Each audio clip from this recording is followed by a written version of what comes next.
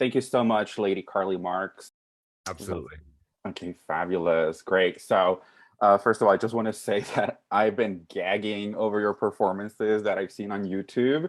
I love how the audience reaction sometimes is like confusion, bewilderment, and people vibing and just going along for this ride, which is really awesome. I have just wanted to ask, what drew you to this drag character, which is so irreverent and I think ahead of the curve, even when it comes to drag and queer culture. Yeah. First of all, thank you so much, everyone, for being here. Thank you to everyone who organized this event. Um, I'm honored to be here and sharing this space with you all and sharing my art with you. She was born in 2016 amidst a year of chaos, capitalism and decay, fascism at large with, Trump and even Hillary's neoliberal politics and the politics of the two-party system. Um, I believed in the American dream. I was taught what I was taught when I was younger. I thought I could be a good Democrat, that kind of story. But then, yeah, 2016 really opened my eyes. I did a lot of studying in school, a lot of radicalization and just personal journeys that have led me to this queer communist pop Dada artist. I'm also obsessed with Lady Gaga and um, Warholian Basquiat herring type of art. So that's where she comes from. That's really, really awesome. Thank you. Um, I also wanted to ask you briefly about the political legacy of drag. I mentioned a few words about that at the beginning, but I wanted to ask you, how do you tap into or how do you find inspiration from the political history of political legacy of drag for your persona?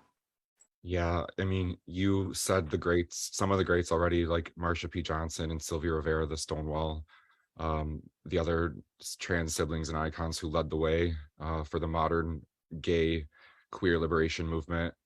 But I mean, all the way up until their death, I always think about how Sylvia Rivera died homeless in the 21st century. I believe it was like 2001 or two or three. Um, like we didn't take care of our ancestor, and so I feel that this movement has to sort of evolve into something um, that would honor their legacy and come to come to the full power of what we're supposed to be doing instead of this capitalist driven movement that's been co-opted by capitalism and money. So I'm always thinking about them. Drag, for me, drag is a ritual. It's very sacred. It's very expressive of who we are, and it makes me feel less crazy, even though I might look crazy. Um, all these people, I tried to show you as much as I could with being in my own space, like my Frida Kahlo book that I adore, and just art all over the place. All of these just great artists from the past who have done the work. I really love artists, activists, people who are speaking with their art. Right, thank you. I have a follow-up question.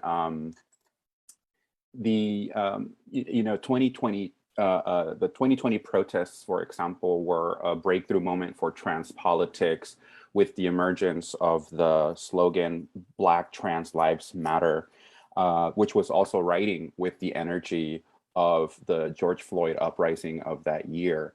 And since then, we've seen a backlash, not only against Black liberation, but we've also seen a backlash against trans liberation. How do you, thinking about this political moment we are in, what has been something that you're trying to push or some politics that you are trying to promote with your drag shows or also other speaking engagements? Because I also know that you also do public speaking and where you try to explain part of what you're doing. Yeah, 2020 was another year, and I'm hopeful and fearful for 2024, and just more hopeful than anything for the years to come. And so my politics is that of a stress of solidarity for each other and how human we all really are. Capitalism makes us so alienated from our bodies every single day, and in so many moments it's it sucks. So when we come together instead of compete, and when we collaborate instead of judge, those are the spaces that I often find myself in, and surrounding myself with people that do the same thing. And that's how we're all here today. So I'm very excited to have you all now as comrades in my network.